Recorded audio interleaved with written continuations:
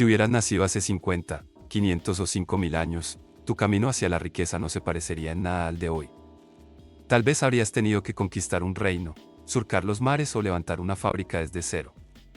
Porque, la verdad, las reglas del dinero siempre han estado en constante cambio, y quienes lograban riqueza eran los que sabían anticiparse, ver lo próximo, antes que los demás. Hoy vamos a subirnos a una máquina del tiempo y recorrer cómo los humanos han buscado hacerse ricos a lo largo de miles de años de historia. Y lo más interesante, veremos también cómo puede lucir la riqueza dentro de 5, 50 o 500 años. Bienvenido a Riqueza Conectada, el espacio donde entendemos el pasado para diseñar un futuro más próspero. Viajemos unos 14.000 años atrás, al amanecer de la civilización. Un grupo de personas decidió dejar de seguir manadas y dijo: aquí plantamos semillas, aquí construimos nuestra vida. Así comenzó la era agrícola. Y, de pronto, quien controlaba la tierra lo controlaba todo. Imagina un líder tribal en Mesopotamia, junto a un río, con cientos de agricultores bajo su mando. Él almacenaba grano, organizaba festivales, imponía reglas y, al final, la supervivencia de todos dependía de sus decisiones.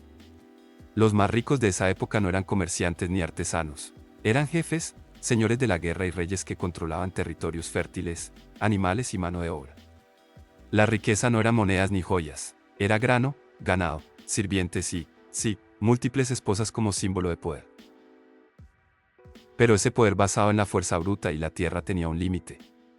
Quien era realmente inteligente entendía que no bastaba con dominar por la espada, había que construir alianzas. Y así nacieron las primeras ciudades y civilizaciones organizadas. Con ellas llegaron las leyes, el dinero acuñado y la competencia entre pueblos enteros. El juego de la riqueza ya no se trataba solo de sembrar o defender, se trataba de expandir, negociar y dejar huella. Hace unos 5000 años entramos en la era de los imperios y la conquista. Roma, Egipto, China, Mesopotamia, los grandes ricos de aquel entonces eran los faraones, emperadores y generales. Su riqueza crecía a medida que tomaban tierras, cobraban tributos y esclavizaban a los pueblos conquistados. Era una época en la que cada batalla ganada significaba más recursos, más impuestos y más poder acumulado. Las recompensas eran espectaculares: palacios de mármol, pirámides, soldados que obedecían ciegamente, artistas que inmortalizaban tu rostro en monedas y bardos que cantaban tu nombre en las plazas. Ese era el estilo de vida de los Gengis Khan de su época. Pero hasta esos imperios tenían un techo. Los ejércitos eran caros, las fronteras difíciles de mantener y la corrupción interna hacía tambalearse los reinos más grandes. Y así surgió una nueva forma de riqueza, más eficiente y más duradera: el comercio. Aquí dejamos de medir poder solo en soldados y empezamos a medirlo en rutas marítimas, mercancías y puertos estratégicos. Avanzamos a los años 1400. Europa acababa de descubrir América y comenzaba la era de la exploración.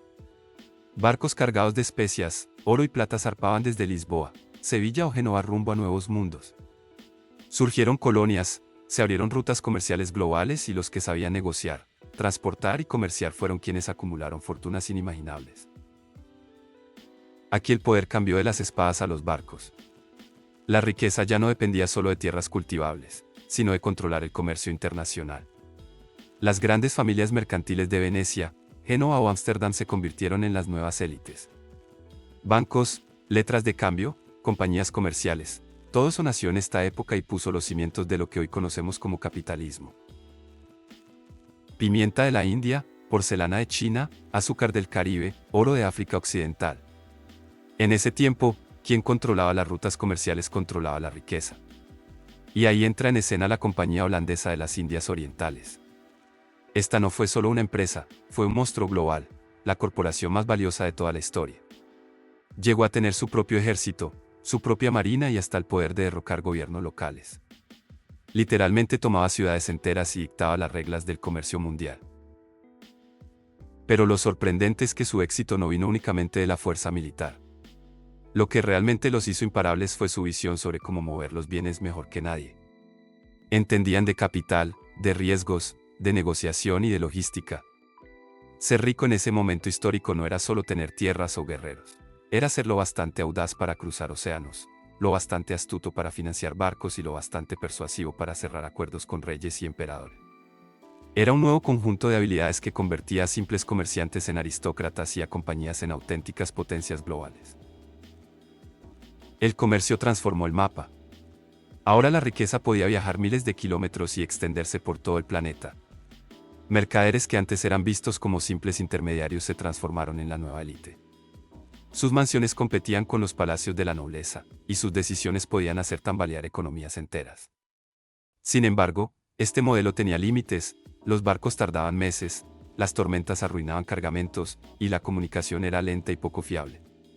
Se necesitaba algo más rápido, más grande, más escalable. Y ese algo llegó con la máquina. Con la llegada de la era industrial, en el siglo XIX, el mundo cambió para siempre. La riqueza ya no dependía de las especias o los barcos, dependía de la industria. Personajes como Cornelius Vanderbilt con los ferrocarriles, Andrew Carnegie con el acero, John D. Rockefeller con el petróleo y Henry Ford con la producción en masa fueron los nuevos amos del dinero. Ellos no solo construyeron empresas, construyeron sistemas que cosieron economías enteras. Por primera vez, la cantidad de riqueza que podías generar no estaba limitada por cuántas manos contratabas, sino por cuántas máquinas poseías.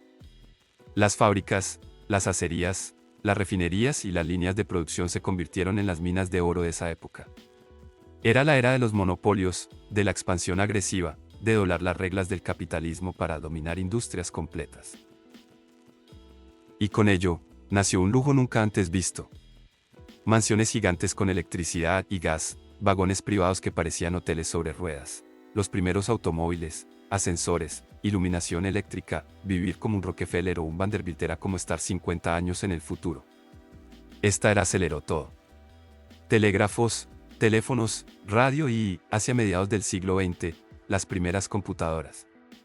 La riqueza se transformaba otra vez y preparaba el terreno para algo nuevo. Entonces entramos a la era de la información. Ya no hacía falta poseer fábricas ni trenes, la nueva riqueza estaba en los sistemas, en el software, en el código. Bill Gates con Microsoft, Steve Jobs con Apple, Jeff Bezos con Amazon, Larry Page y Sergey Brin con Google, todos entendieron que el nuevo petróleo eran los datos, y que quien controlara la información controlaría el mundo. El lujo de esta era no eran mansiones de piedra, sino redes invisibles que conectaban a miles de millones de personas. Un solo producto digital podía llegar a todo el planeta con un clic. Y lo mejor, cada nuevo usuario hacía más valiosa la plataforma.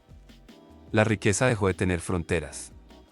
Ahora bastaban servidores, nubes de datos y equipos de ingenieros para mover montañas de dinero. Pero como siempre, la historia no se detiene. Hoy vivimos la transición hacia la era de la inteligencia. La información ya no es suficiente, ahora estamos enseñando a las máquinas a entender, a aprender, a pensar por sí mismas. Google, Microsoft, OpenAI, Nvidia, todos compiten en una carrera armamentista de billones para ver quién lidera la inteligencia artificial. Porque quien controle la IA más poderosa, controlará el futuro. Los nuevos ricos ya no son los que tienen fábricas ni pozos de petróleo, son los que poseen datos, construyen modelos y crean herramientas que alimentan las herramientas de todos los demás. Y aquí está lo más increíble, no necesitas ser un genio del código. Lo que necesitas son habilidades humanas, pensamiento creativo, visión sistémica y la capacidad de traducir lo complejo en algo simple que millones quieran usar. Ahora bien, ¿cómo se verá la riqueza en los próximos años? En 5 años, los ganadores serán los que dominen la IA y la integren en todo lo que hace. Personas comunes que aprendan a automatizar flujos de trabajo, crear activos digitales y escalar su influencia con máquinas tendrán ventajas gigantescas.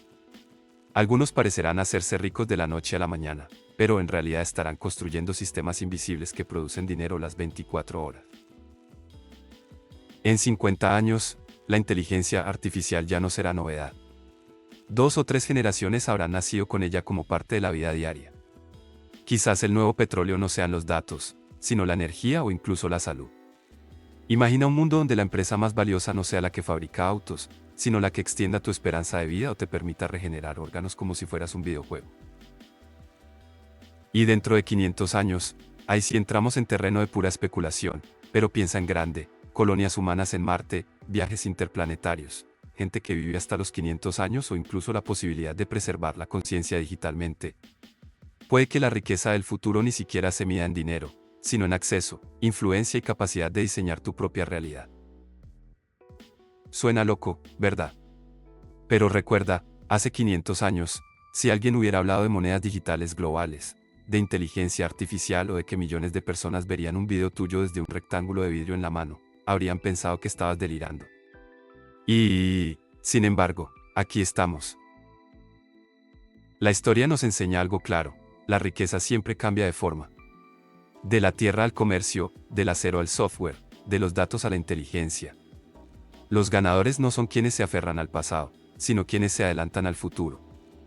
Y esa es la verdadera lección. Si quieres crear riqueza hoy, no basta con trabajar duro, tienes que trabajar inteligente, anticiparte y estar dispuesto a reinventarte una y otra vez. Amigo, esto es Riqueza Conectada, y aquí creemos en una verdad simple: la mejor inversión siempre eres tú.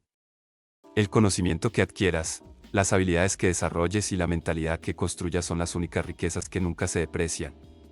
Todo lo demás cambia, evoluciona o desaparece. Así que aquí te dejo la pregunta: ¿en qué la estás jugando tú? ¿En la de trabajar con tus manos, en la de comerciar con tus ideas o en la de crear con inteligencia? Porque la historia demuestra que siempre hay lugar para quienes se atreven a adelantarse. Nos vemos en el próximo episodio. Mientras tanto, recuerda, el futuro nos espera, se construye. Y juntos, aquí en Riqueza Conectada, vamos a construirlo.